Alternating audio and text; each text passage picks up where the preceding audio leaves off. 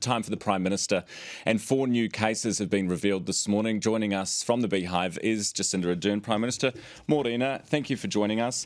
Morena. So 4 new cases that we've been made aware of this morning, and we know now, confirmed, that it is Delta. What does this change for our plan and for the length of our potential lockdowns? Well, the first thing that it really demonstrates to us, of course, these 4 additional cases, they are all linked to the case that was identified yesterday, and they've been found as a result of that quick and speedy contact tracing by our public health unit. So this is an individual who is the co-worker of our original case, and their close or household contacts around them. So it just shows how quickly people are moving, but it also demonstrates how important it is that we did move into level 4. You know, Delta, when we look at Delta overseas, one of the things that we've seen in its behaviour is that you're much more likely to see infection in your households and with your close contacts. And so we're seeing that here. We anticipated that, which is one of the reasons that we've moved to level 4. So we are in the best possible place to be hearing that information right now. But Mark, I'm going to agree with you. You know, our whole ambition here is do it once, do it right. Yeah. You know, short and sharp is better than light and long. Yeah. And I think we all agree. 100%. I think we can all agree on that, and I think a lot of people are agreeing with the position that you've taken thus far. Can you tell us more about those cases? Do you know, we've heard that one is a nurse at Auckland Hospital. Do you know any more about the others? Yeah, correct. So, Ryan, that information came through to us very late last night. So, obviously, our public health unit will be undertaking all of the interviews. And what that enables us to do is that even before our next update, we'll, as it becomes available, provide those locations of interest. And what a location of interest is simply a place that an infected person has visited while we consider them to be infectious, where those others who may have been there at that time, we want to go and get tested and ensure that they're complying with level 4 and staying home. And so we'll be providing that information. We have already put out there that one of those 4 is a fully vaccinated health worker from Auckland Hospital. Auckland Hospital, and in fact all of our hospitals, are well versed in managing cases within their facilities. Unfortunately, in our first blush of COVID last year, we did have cases of our health workforce. The difference being this time, of course, this is a fully vaccinated individual, but they've put in place all their internal protocols, having those who worked on shift stay home, testing those patients who may have been on the ward, and operating a form of internal lockdown to manage any contacts there. What's the very latest advice you've been given on how large this cluster could grow to, now that we know that others have been infected? Do you know, like, how big this could get?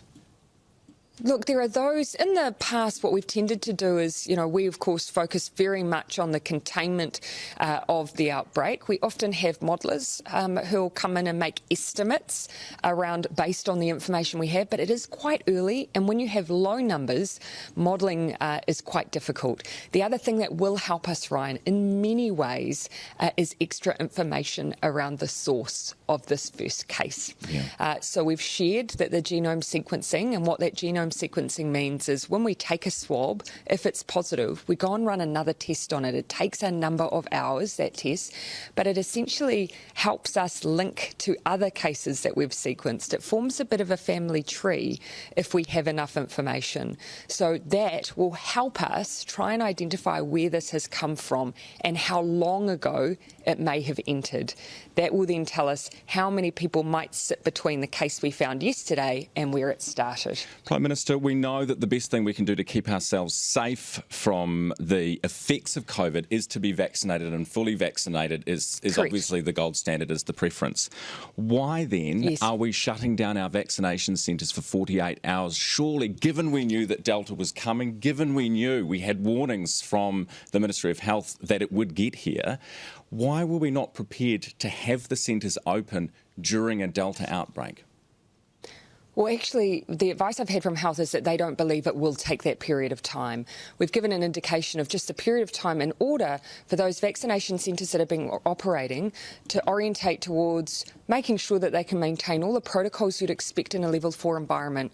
Ryan, I don't know if you've visited a vaccination centre. They're very high throughput. Some of them are seeing 1,000 a day. So it means that they haven't been operating with things like social distancing and all the things to make sure that in a level 4 environment that they can safely operate. They've asked for just a bit of time to reorientate, and then they're keen to reopen.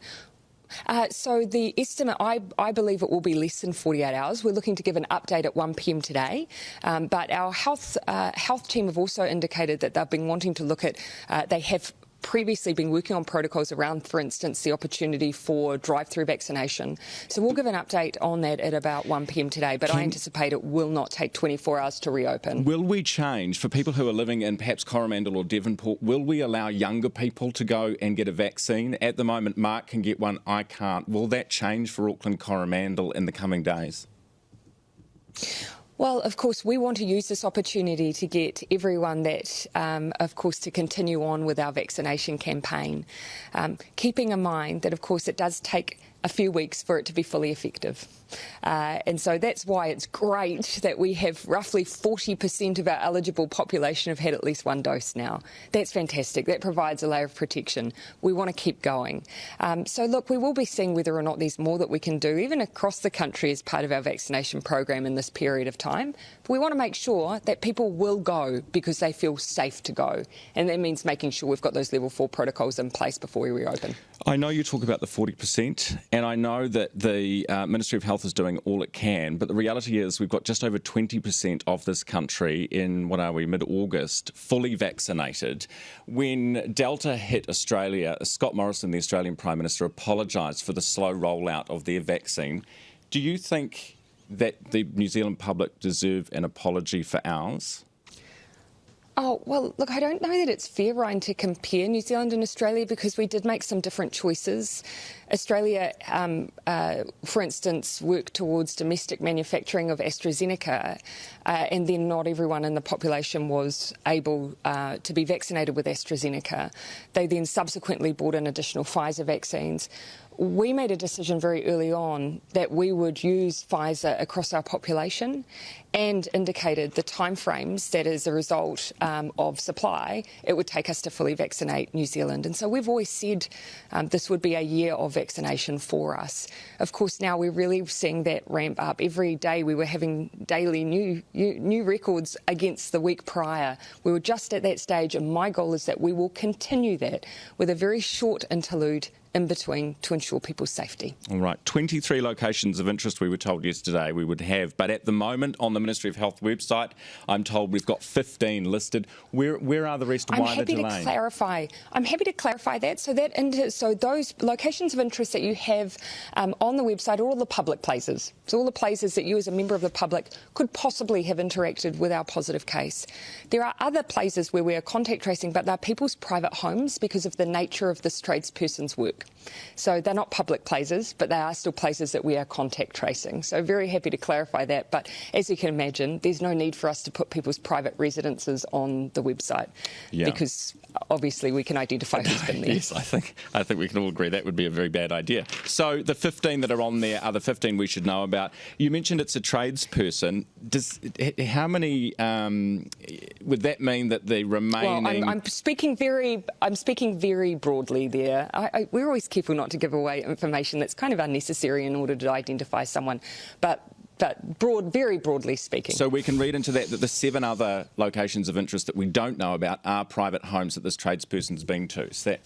Yeah, so they're private residential homes. When we identify, and of course this person was a very good QR code user, which has enabled us to put that information out very, very quickly. We do repeat interviews, just in case. So if we identify any other places of interest, because we do things like repeat interviews, we go through people's EPOS transactions with them to see if there's anything that they've missed. Our people when interviewed often go through phone records to see if there's anything they missed. If there's anything that's been missed, it will be added. Equally, over the course of the day, we will put up information around those additional 4 cases as well, Ryan.